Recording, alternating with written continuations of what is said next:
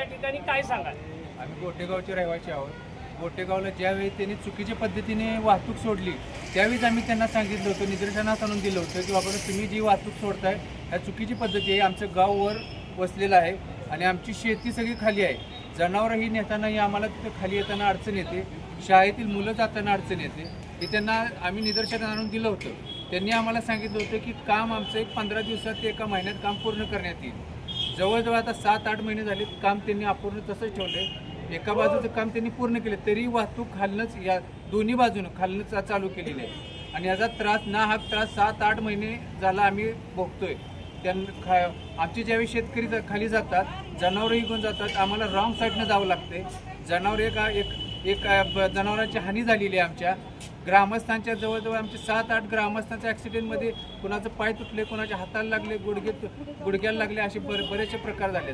वारंवार आम्ही त्या कंपनीवाल्यांना अधिकाऱ्यांना निवेदन देऊन सांगून तक्रार देऊन ते काय सुद्धा लक्ष देत नाही. आता 2 महिने झाले काम पूर्णपणे बंद आहे आणि आता ह्याचा आम्हाला नाहक त्रास होतो. त्यामुळे आम्ही निवेदन तहसीलदार मॅडम प्रांत साहेबांना देण्यात नेमकी यानंतर समजा तात्काळ जर ही चुकीच्या पद्धतीनं वाहतूक ही कारण नसताना वळवण्यात आले, ही जर अशीच चालू ठेवली तर नेमके गोटेकर आणि कुळशीकर त्या विभागातील नागरिकांची काय भूमिका असेल? आम्हाला आंदोलनाशिवाय दुसरा पर्याय काय राहणार नाही. आम्ही रस्ता रोकोही करणार आहे जर काही झालं नाही. आता गुढीपाडव्याला आता 2-4 दिवसात आमच्या गावाची यात्रा व उरूस आहे.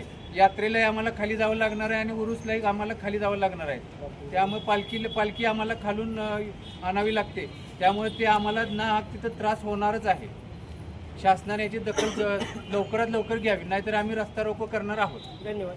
खरंच आज ही जी भयानक परिस्थिती आहे, चुकीच्या पद्धतीनं वाहतूक वळवण्यात आलेली आहे, त्यामुळे आत्तापर्यंतच्या ज्या दुर्घटना झालेल्या आहेत याला प्रशासनच जबाबदार असल्याचंही काही नागरिकांचं मत आहे. भविष्यामध्ये हेच अपघात रोखण्यासाठी, संभाव्य अपघात रोखण्यासाठी, त्याचबरोबर ही जी शेतकऱ्यांची नागरिकांची जी अडचण आहे, जुने गावठाण ते नवे गावठाण ही वाहतूक करताना किंबहुना शेतीमध्ये जाताना शेतकऱ्यांना येणाऱ्या अडचणी लक्षात घेता तात्काळ या रस्त्यावरती जी चुकीची वाहतूक सुरू आहे ती योग्य मार्गस्थ करावी, अन्यथा आंदोलन करावं लागेल असा इशारा ग्रामस्थांनी दिलेला आहे. परंतु या मागणीकडे तालुका प्रशासन, विशेषतः म्हणजे प्रांताधिकारी अतुल मेत्रे, तहसीलदार कल्पना ढवळे आणि तालुक्याचे DYSP राजश्री पाटील मॅडम याकडे किती गांभीर्याने लक्ष देतील आणि गोटेकर त्याचबरोबर परिसरातील नागरिकांचा, शेतकऱ्यांचा प्रश्न कसा मिटवतील याकडे लक्ष लागून राहिलेलं आहे. विश्वास मोहिते, सातारा.